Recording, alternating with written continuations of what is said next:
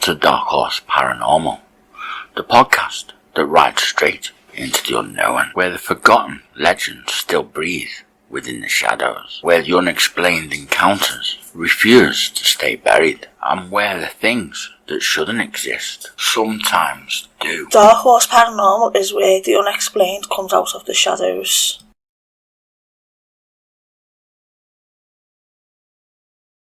In each episode, we'll explore the strange, the haunted, the unexplained, from chilling ghost encounters from the darkest corners of paranormal history to all paranormal gadgets.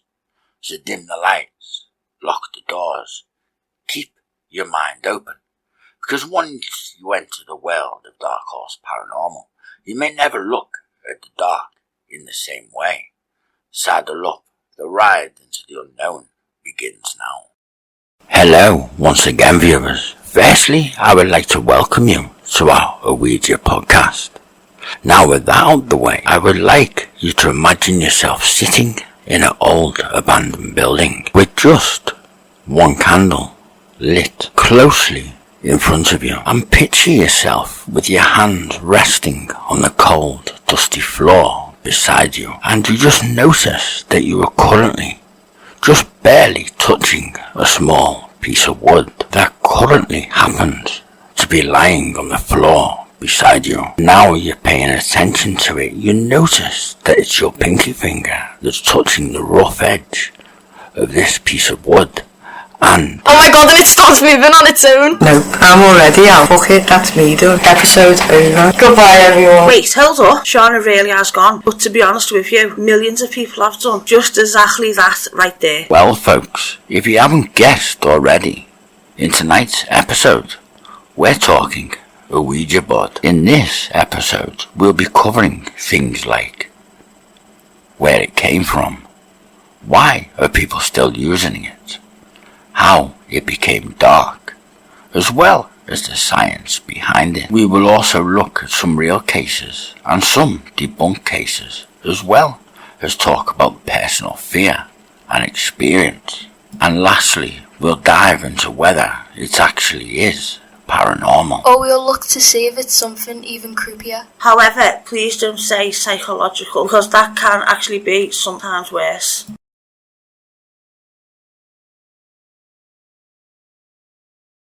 So, shall we keep this simple to start with then? And let's get into the podcast. And let's start right at the beginning. What actually is an Ouija board? Isn't it literally a flat board with letters, some random numbers, and only 2 words? Yes and no. Oh, and I forgot. Goodbye. I hear it also has the most passive-aggressive word selection ever. Goodbye, like the ghost, spirit, or whatever you want to call it, has just logged off. Okay, you lot, you may be laughing. But to be honest, people, take that last comment very seriously, as not saying goodbye is supposed to leave things open. But open to what? What could possibly come through a wooden board? Unless you're talking about a jigsaw or the circle of sun. And don't forget, there's that triangular thing. Yes, and you're right, the triangular thing is actually called a planchette. This is the little triangular thing that you just mentioned, and everyone around the board playing the game touches it. See, I knew the key detail, and that everyone's fingers are on it, and I'm sure that matters. I'm sure we'll find out later.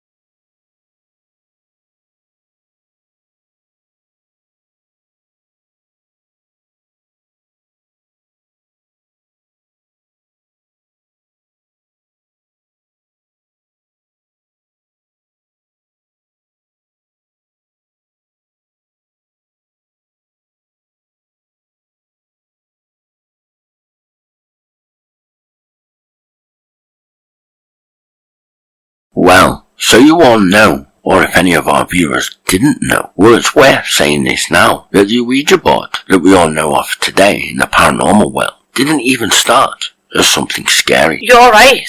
Not even close. Too scary. It was actually a board game, wasn't it? Hold up, so you're telling me this thing that connects to demons like Satan once actually sat on shelves next to Monopoly, sounding to sound a bit like Toy Story here, isn't it? Well, yeah, it was in the late 1800s, around the time.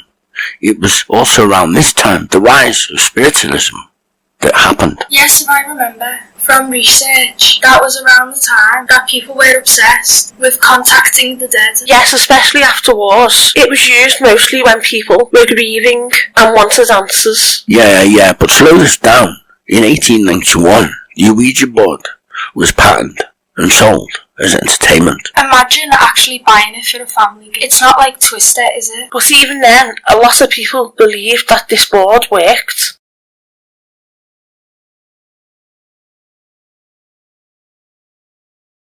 Once upon a time, the Ouija board sat innocently in the centre of a room at family tables. It was just a simple game that was played and enjoyed by all the family. It was played without the fear and without the superstition. The true fact is it was a game that created laughter, and that laughter often filled the family's rooms. It was also at this time no one dared to even imagine that anything else was or could be lurking beyond the game's surface. But something had changed, and with this, over time, the whispers of the unknown began to creep in. Allegedly, shadows started to gather around these same rooms that were once filled with laughter. And what became of what was once a harmless family game became something that was far more sinister. So, what do you think happened? What or how did this innocent family board game transform into a gateway or a portal for something more dark? Could it be pop culture, do you think? No, it can't be music, silly. It's going to be horror, innit? Well, not entirely. It was around 1973 when everything began to change, when the harmless family's game took a darker turn, and it was by accident. It was with the release of the Exorcist movie that marked a turning point for this family board game, and with that, the movie created a moment when the Ouija board would become forever linked with fear, possession, and the unknown. That makes sense. But was it that scene? And after that scene, the board became dark, not just mysterious. It took on a reputation of actually being dangerous. Oh yeah, I with it. As once something gets labelled as demonic, people don't forget.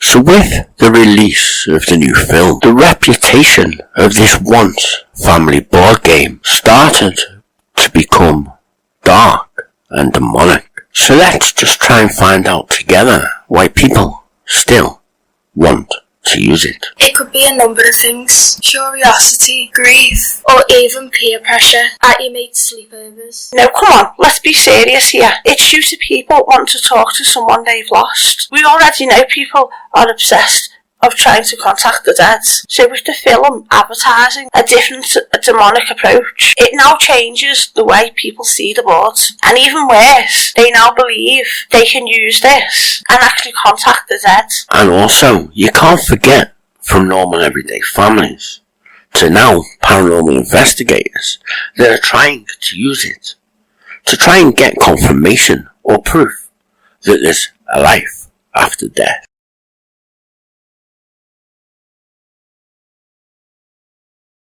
Okay, Chris, so you're talking about proof of the afterlife. So how are people using this board for that reason? What if I can suggest an explanation of the ideomotor effect? I know this is going to sound fake for some already. However, it just means your body makes tiny movements without realising it.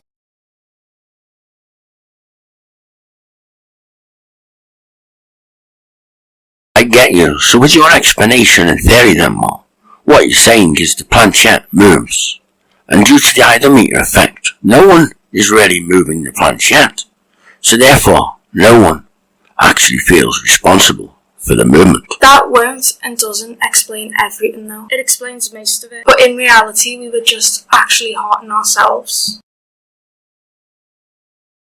Okay, well I know some may not believe, and some that will believe. But here it goes. And for you viewers, if you're still listening along, please feel free to have your thoughts in the comments, as we would love to hear them. So with that being said, who wants to hear some real cases? Well, are they pretty disturbing ones? Well, there were reports in the early 1900s where mass hysteria was linked to sessions. We need to remember this, no matter what was linked to these sessions. Within these cases, people made life decisions based on what the board looked like. It said, and also we have got to remember, because of this, whether it's real or fake, it's where it becomes dangerous, not the ghosts, the belief. 100% Mo. However, sorry for going off a little here, but it's like the spirit box. That's also becoming dangerous. Some people are believing some of these YouTube channels that are claiming to call out the spirits of the dead people in less than 24 hours. But they would also say that the Ouija board is 100% fake. It's crazy how the mind works. It is crazy.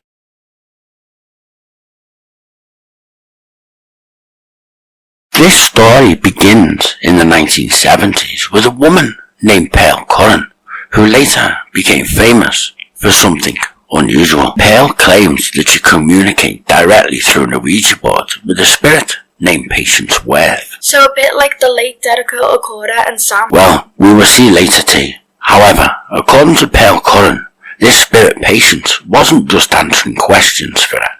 In fact, Pearl went on to state that Patience was actually writing. Over the time, Pearl was allegedly connected with Patience through this Ouija board. Patience in fact helped write entire novels, a number of poems, and eventually a number of plays that were produced, which were all allegedly produced through the Ouija board sessions. However, it is a bit of an odd situation. Something was actually off, because the language that Pearl was using for this new writing session was old-fashioned, and it was in fact alleged Elizabethan style and far more complex than anything Pearl had written before. It was due to this that some researchers actually believed it was proof of spirit communication. However, like today's world, others argued it was their subconscious mind creating the work through what's known as automatic writing. But here's the interesting part. Unlike today with the YouTube debunkers, no one actually ever proved that she was faking it. However, with this being mentioned, it's crucial I point out that no one actually proved it was paranormal either. And this part I left to the end of my reply for you, T, as I wanted to do something a little bit nice. And as to regards the late Derek Okora and Sam, his alleged spirit that you see on the entertainment show Most Haunted, it's only right that I'll point out this now and say this. From Derek being live at theatres, it is noted that his performance is completely different. By this, you could say, not entertainment. However, as you're a younger generation, it's easier if I can work it this way.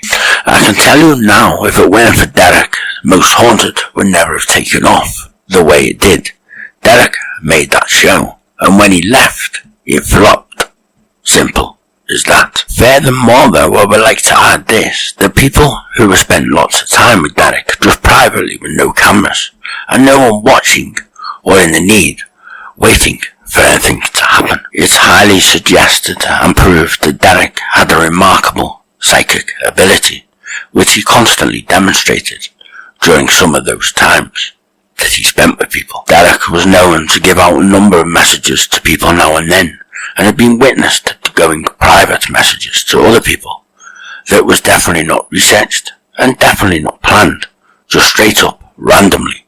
You could actually say direct from spirit, and this came completely spontaneously and just in the moment, and it was 100% not cold reading, which most of the self-claimed psychics actually do. It goes on to show that those people receiving these messages were truly gobsmacked, and so amazed by how different Derek was from the television program known is most haunted. For me personally, I would like to add here that I believe Derek was in fact genuine. His private readings always brought home comfort and support and handled with care as he spoke. And to be honest with you, Derek's a lovely human being, has definitely stood and acted like a true gentleman. I can tell you one thing, Derek will be and is much missed. And if any viewers are actually interested in more than his memory of Haunted and Hollowed is out now, so you can go and purchase that if you want. And as a disclaimer, I've not been paid or asked to advertise this.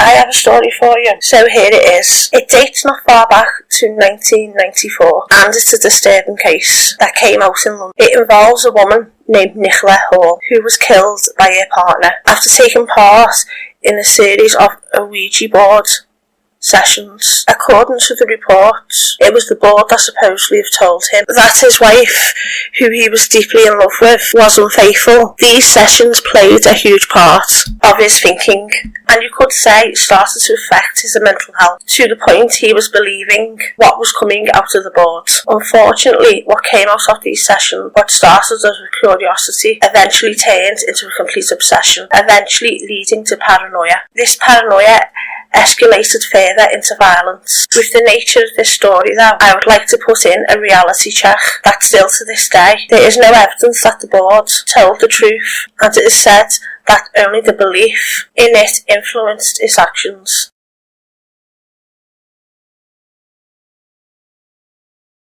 Well, I have one now too. It goes a bit back, not as far as 1994 though. It actually takes place in 2012 and involved a number of researchers. These researchers conducted an experiment involving Ouija boards with a number of people. These people were asked a number of questions while they were using the Ouija boards. However, researchers found out that when these people were not blindfolded, they gave correct answers to the questions that were being asked. But while the people were blindfolded, they noticed the answers became random to the questions that were asked. In other words, it was decided without the people seeing the board. While playing, the spirit messages disappeared. Due to this, the study supported the idea of the ideomotor effect, which is the idea that people unconsciously move the planchette themselves. But like all, there's a twist, and here it is. As it turns out, some of the answers were still more accurate than guessing, which the researchers began suggesting that the subconscious mind may know more than we think.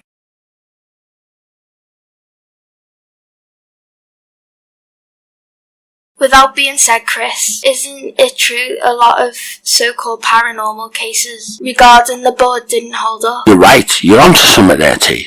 Yes, I think it was the Fox sisters case. Wait, what are you actually saying here? That the original influencers of the board were actually lying? Let's slow this down. I'm not saying all cases were faked, but a lot of cases were exaggerated.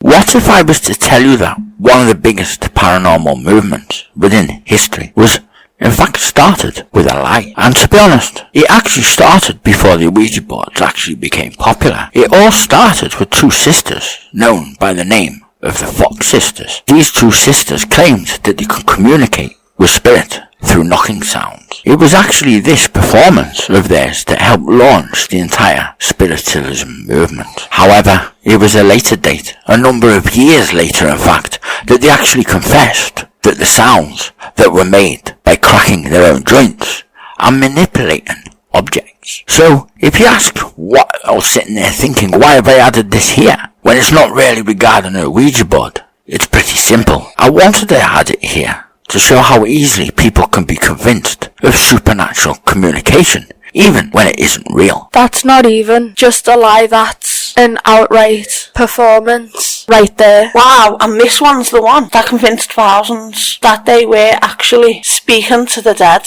and all without an Ouija board, but for somehow creating everything that a Ouija board would become.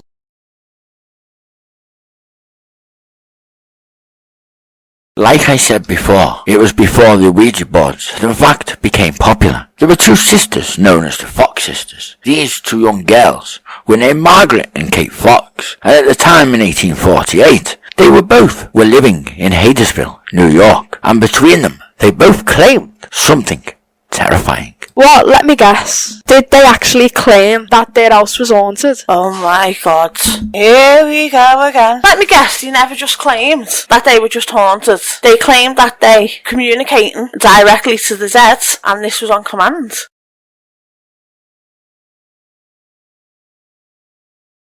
Okay, here it is. At night, the girls reported hearing the famously strange knocking sounds, taps, scratches, footsteps. So they decided to do something simple. They just simply asked questions. So these knocks are the knocks that responded. And let me guess, it was 1 knock for yes and 2 knocks for no. That's literally a Ouija board without the board. And let me guess, people were fascinated.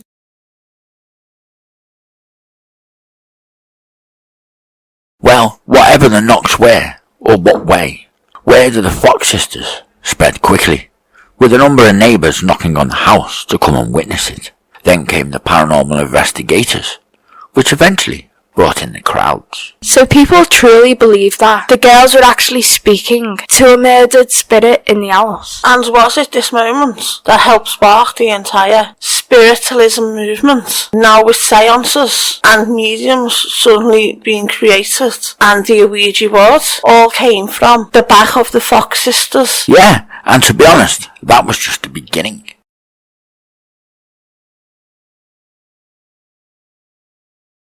However, eventually decades later, everything changed. In fact, it was in 1888, one of the sisters, Margaret, went on and made a public confession. What? She confessed? Admitting it's all fake? Wait, though, how did they do it? Never mind how they done it. There's still YouTube channels now that don't admit when they're caught faking. Well, like I said before, it was a public confession, silly. Now I'm just joking with you. I know what you were meaning. However, this confession was actually stated that they created the knocking sounds themselves, and it was done by cracking the toe joints on the floor surface to amplify the noise. Oh my god, that is so simple. It's kind of physical, but definitely human.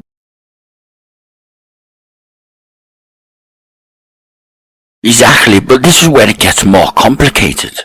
After the confession, Margaret later tried to take it back by going on stating to claim it was not them. Of course she did. I bet though, due to how the paranormal world is, I bet some believers said she was persuaded to confess, while others, like the debunkers, said that she retracted the confession because she regretted losing fame. However, whatever way she tried to say a confession was a lie, it goes to show us that even when the truth comes out, people don't actually stop believing it was paranormal anyhow. Which, like you mentioned before, we see a lot of this today with channels that are found to be editing, masking, and simply dressing up in gimp suits from Wish or Temu. In fact, a bit of info. Cody Detweiler and Satori Halls, known as Cody and Satori, were 2 individuals who facilitated the controversial knocking method at the Conjuring House in the Sam and Kobe YouTube stories. They claimed to be communicating with the spirits that made these knocking sounds. However, critics argued the noises were faked through toe tapping or joint popping. This led to widespread skepticism.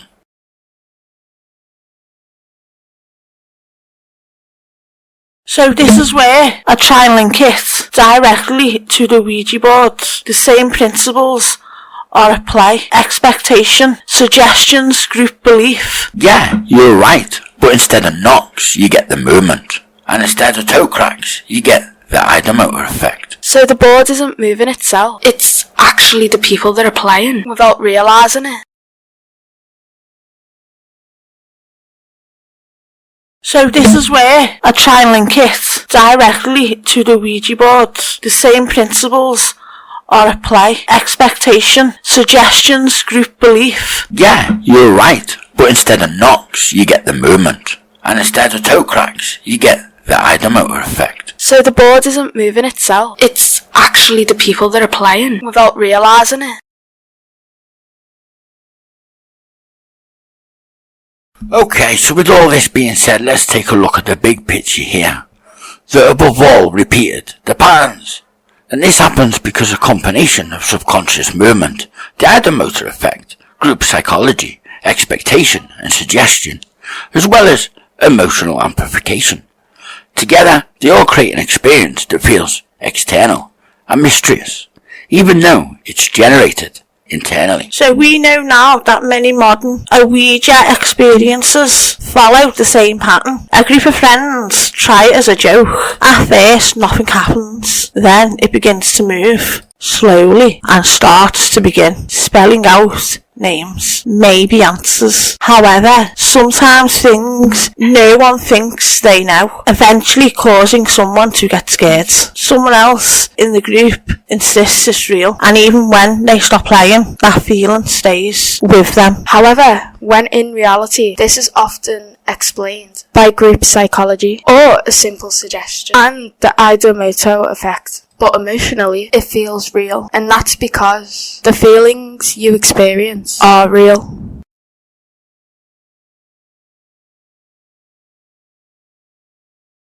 Right, with all that said, let's be honest here. I'd like to know, would you guys ever try to play the Ouija board? To be honest, I wouldn't mind. As my personal opinion, it's psychology. I already have. Really? Why wasn't I invited? Anyway, what happened? It moved, and I know what you're going to say. It was us, but it didn't feel like it.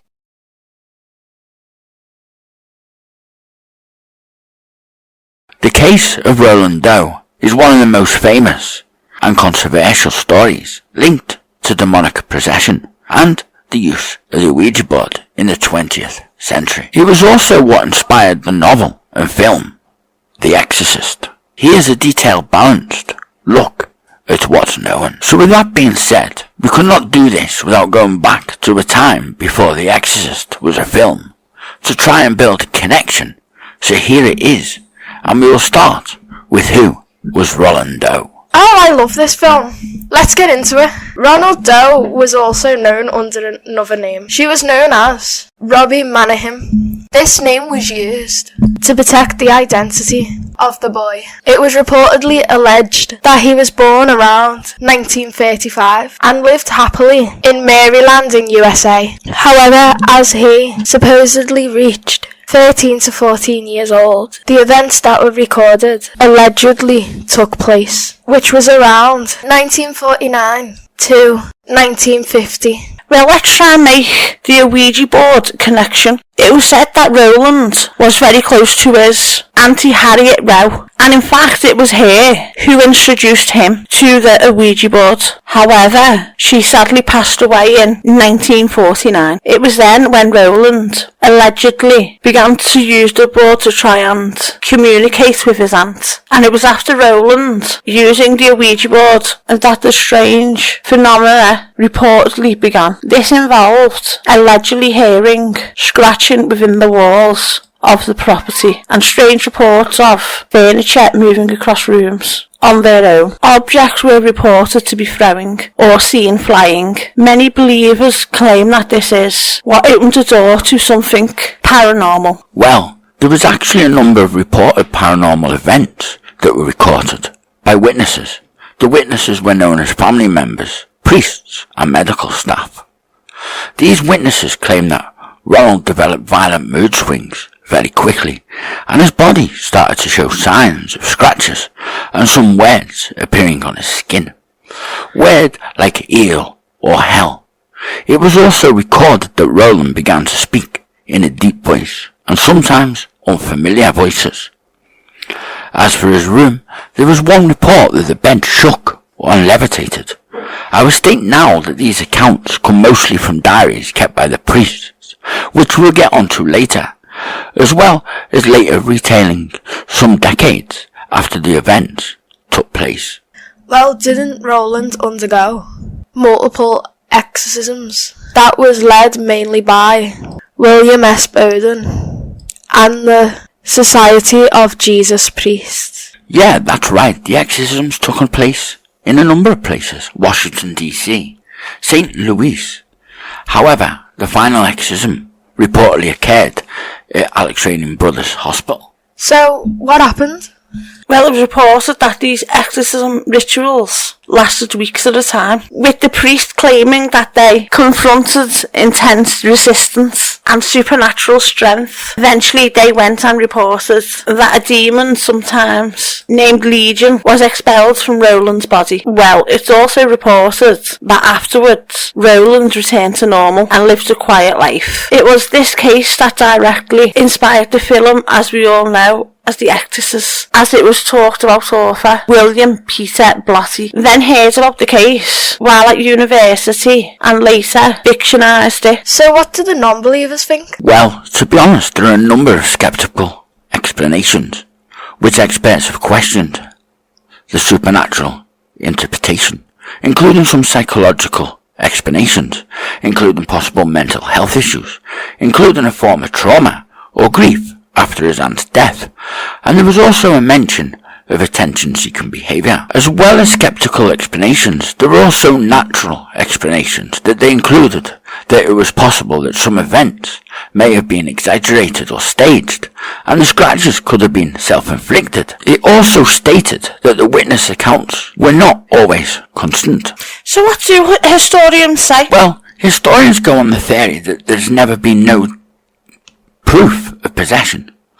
But with that being said, there's strong evidence that the boy existed, and the rituals that were religious were actually performed. However, there's also mention of stories that have likely been embellished over time. So why is it then that the Ouija board gets blamed? Well, this is because the Ouija board is often linked to this case, because it was reportedly used right before the disturbances began, and right after the boy began to search and speak to his aunt. And as well as this, it also fits into religious beliefs about spirit communication, and that was big back then. However though, for those still listening along, there still is to this day no scientific evidence that Ouija boards can actually summon a spirit. Since you say that, where are all these accounts kept then? Well, I can tell you this, the diary from Ronald Doe case is one of the most chilling parts of the story. However, this being said, it is also one of the most debated. But what we do know is that it mainly comes from notes that were kept by the priests that were involved in the exorcism, especially those working with William S. Bowden during the 1949 event. However, I'd like to point this out as it's important to state that the full original diary has never been publicly released in full.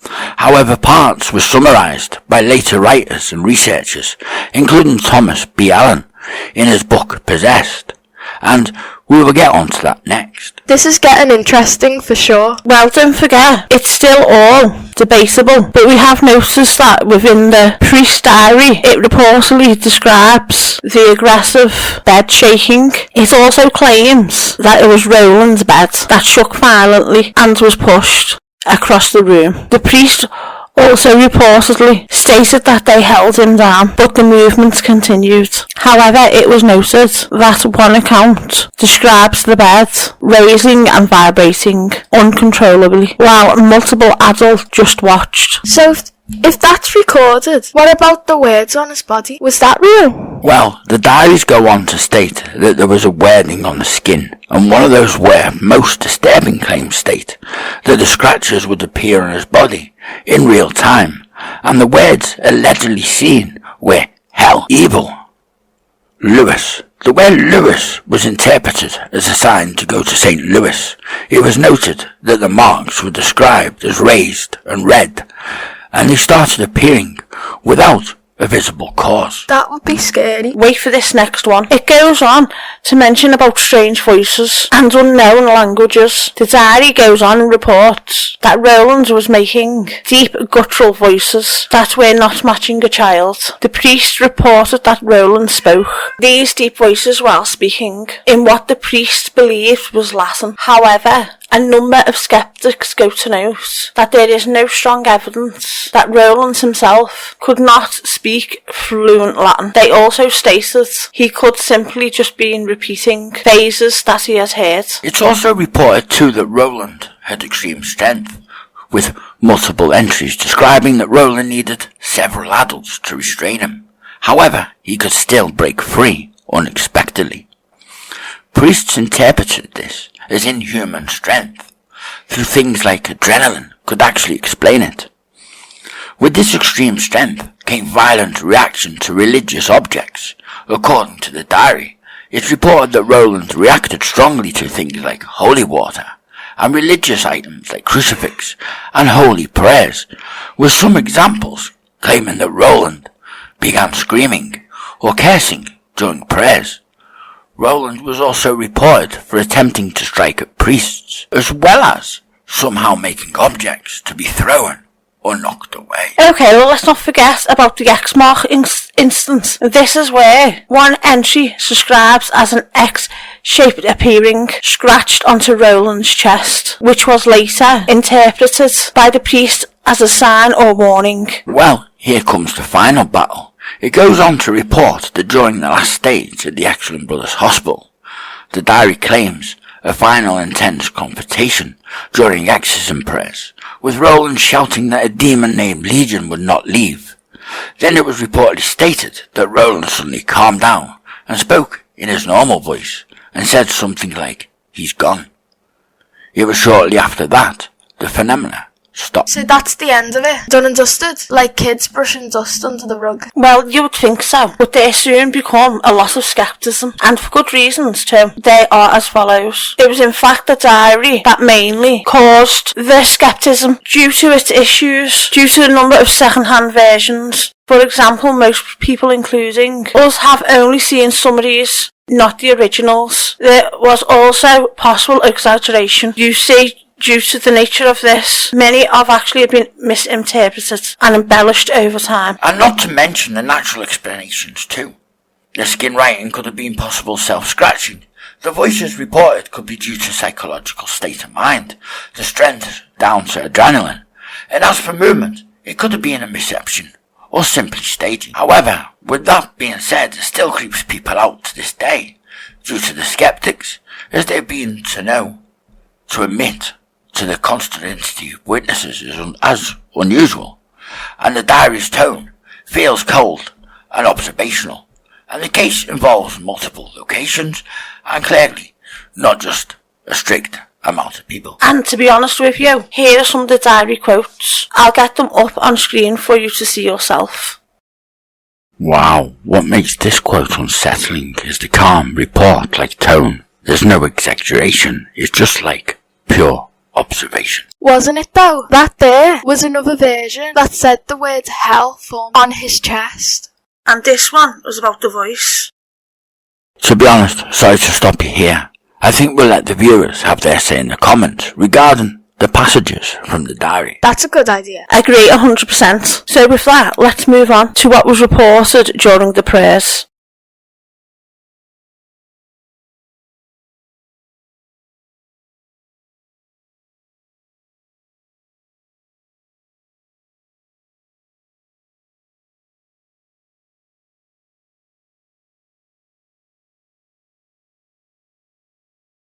They are quite chilling. They are, but here's a few from the final confrontation. However, these were from later retellings of the diary.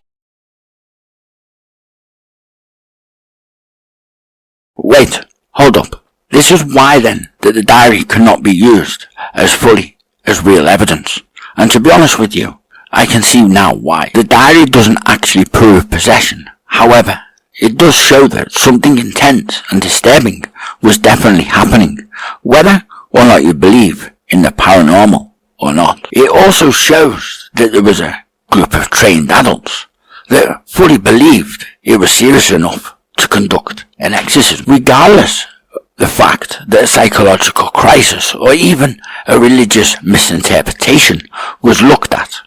Are we right, though, to agree that whatever took place was in fact something unexplained? However, though, with me saying all that, still remains one of the most unsettling case records tied to an alleged possession.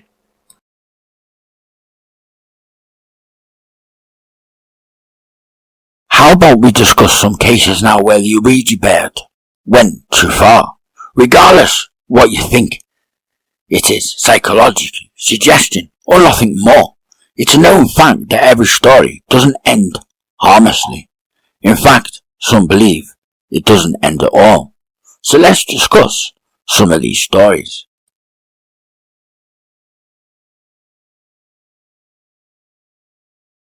Okay, I'm not going to go into this one as we just covered it a little above, so shall we just break down what we've discussed? Simple, there is no verified evidence of possession. Many experts believe it was simply psychological trauma. But the witnesses believed it was real. And belief changes everything.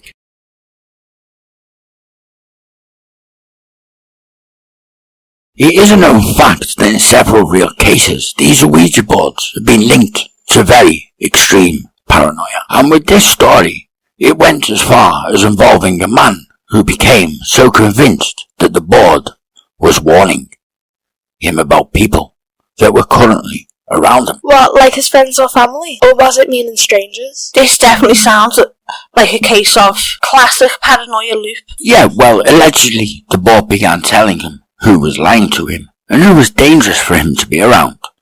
He even called out close friends and told them that they could no longer be trusted. And what? The man believed it? That's right. He completely believed it to the point that his behaviour changed dramatically. He went on to eventually withdrawing from his friendship circle. With that came the ability to trust anyone, to be close to him, including friends, his own family.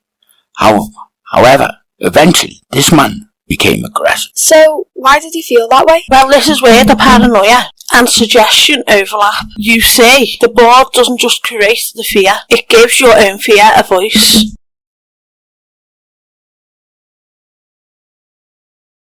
Well, not all cases actually involve extreme violence. However, they can just be disturbing. With that being said, there are actually a number of repeated reports of people who play Ouija boards becoming obsessed with them and not being able to stop going back to the board. Like an addiction? Well, you could say that, as the reports sometimes state that people actually use them every night for hours at a time, sometimes not even sleeping till morning. Is that because they're trying to connect with the same spirit and waiting and hoping that same spirit comes through? Well, on that one, I couldn't tell you, but I can tell you that in some cases it's because of sleep deprivation has set in, so they end up thinking it's because they're bored and proceed to get it out and go again and again. Once this happens though, it's reported that the person's reality starts to blur as the answers that come through start to play on your mind and start to feel more real and in some cases more urgent. Wow, for sure that sounds like a downward spiral with no return. It for sure is, and the main reason for this is because of lack of sleep, plus the person playing is open to belief, and that equals to altered perception. Okay, so let's try and break down this a little here. Well, to be honest, this is a mix of a number of things, including suggestion. It also definitely 100% sleep deprivation. However, I don't know if anyone else can see it, but the ideomotor effect. But to the person experiencing it, it doesn't feel psychological.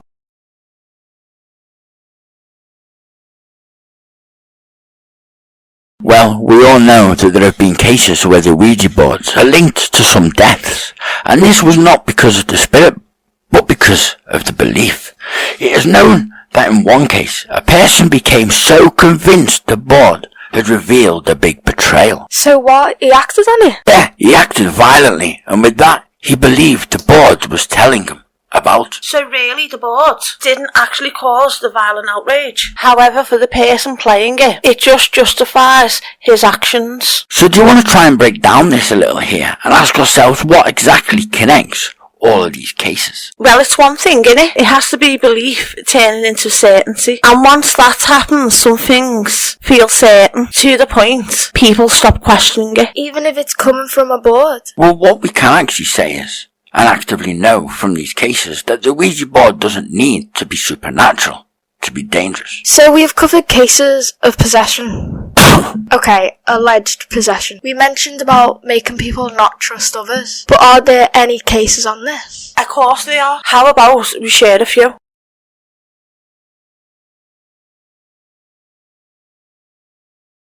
Okay, I'll start.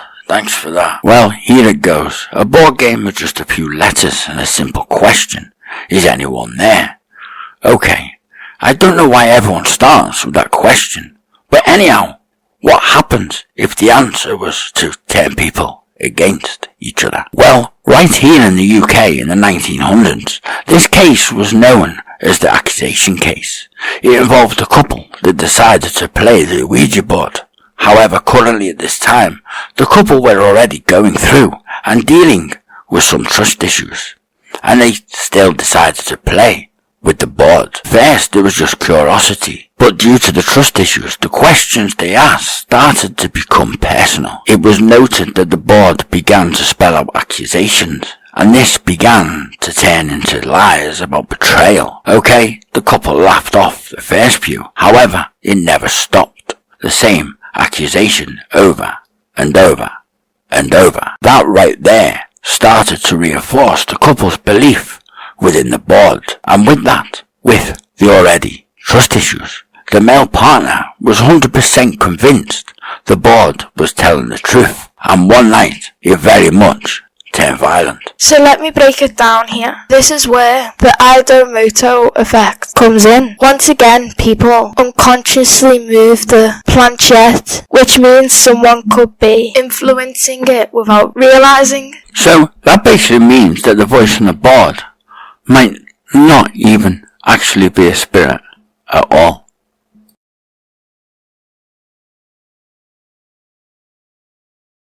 Well, it's known that in multiple documented cases, families have even turned on each other after an Ouija session. One case involved a group of siblings. The sisters began to use the board at night. At first, it started to be fun for them, but after a while, the board began to start naming people, letting the sisters know who couldn't be trusted and who could be trusted. Eventually, the board singled out one of the sisters, claiming that the sister was hiding something. And this is where the problem started, because the suspicion creeps in. Everything mentioned becomes evidence. Every action, every word, they all get reinterpreted. And this is where the arguments start to escalate. Then the relationships break down, and the ending with the family no longer speaking with each other. Okay, I know this one now too. Yay, I'm learning. It's confirmation biased. And this is where we start to believe information that confirms something that we already fear. It's not the board creating the conflict. It's actually amplifying it.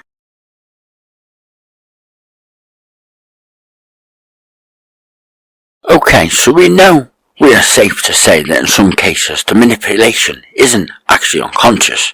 It is in fact can be deliberate. We're saying this, there are documentary reports of people using the Ouija boards to control other people. For example, it's been reported that some people would glide the planchette on purpose, spelling out answers that they want others to believe, which is pretty messed up to be fair.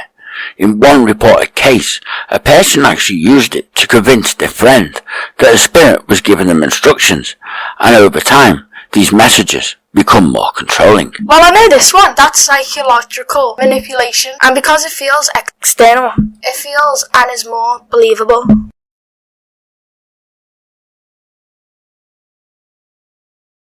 Got another one here, and because many real accounts follow a similar pattern, a group started using the board casually. Then something happens that feels real, too real. The answers get specific, personal and accurate. This is technically the time you leave, but some people don't. Some keep on going, and the board starts influencing decisions, who they date, who they trust, what they believe. At this point, it's no longer a game, it's authority. Let's break these down. So what exactly happened within these stories? Well, it's the same again, no matter what. A mix of psychology and environment, the ideomotor effect, and suggestion groups dynamics. But the emotional experience feels real, and that's the scary part. Exactly, and that's because the board doesn't need to be supernatural to have real consequences. Well, when I knew we had this one coming up, I started to look deep online for some strange stories with the Ouija board, so here we go.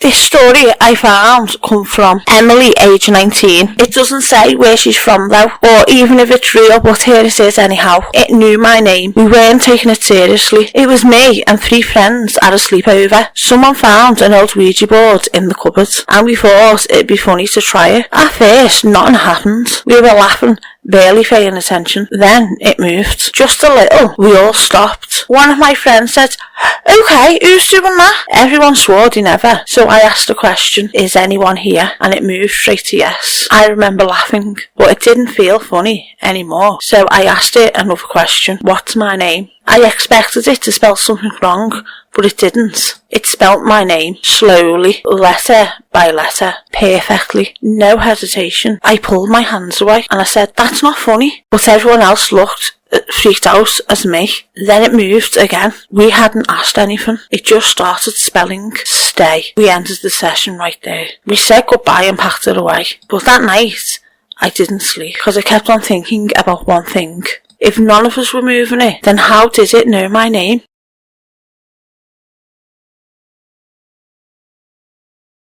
This one comes from Jordan, who is aged 22. Again, it doesn't say the location or if it's real or not. We used the board a lot. At first it was something to do when we were bored, but one of my friends, Liam, started taking it seriously. Like, really seriously. He would ask it questions about life, about the future, about people, and it always had answers. At least, that's what he thought. Then one night, the board told him something. It said someone in our group was lying to him. Didn't say who, just kept spelling, "Liar, don't trust no one." And after that, he changed. He started acting different around us all. Quiet, distant, like he was trying to figure out who it was. We told him it's not real, that it was us moving it, but he didn't believe that anymore. Eventually, he stopped hanging out with us. Last time I spoke to him, he said, "You don't understand, it warned me." We never used the board again after that. Not because we thought it was real, but because of what it did to him.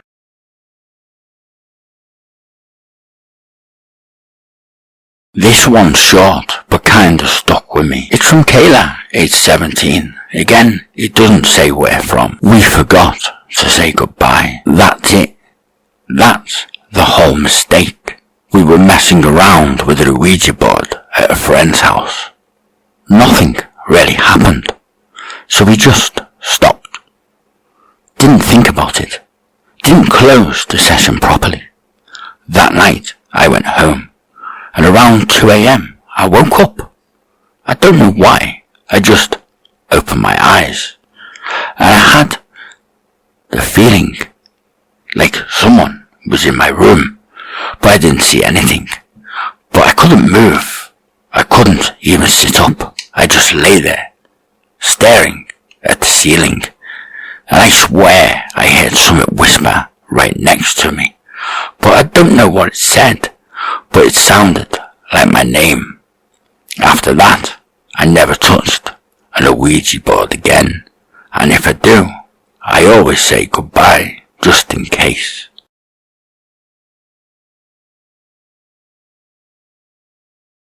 This last one's a bit different. It's from Daniel, age 25, and again, no location. I used to believe Ouija boards were real. I had experience where the planchette moved and I couldn't explain it. It felt like something else was doing it until one day I tried something.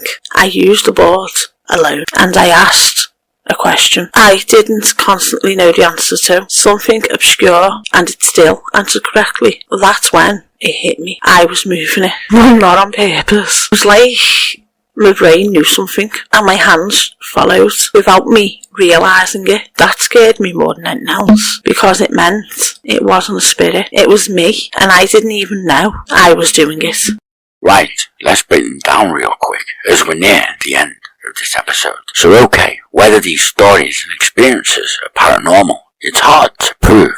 So for me personally, I would like to say stories. Simple as that. Well, I think it could be psychological or something in between. Well, I can say one thing. They all have one thing in common. They feel real. Well, let's start to wrap this up here. It's gone on long enough, and I think so. So let's have our final thoughts. So let's think here about what makes these Ouija stories so powerful. It isn't just whether they're true. is because they sit right on the edge between psychological belief and fear.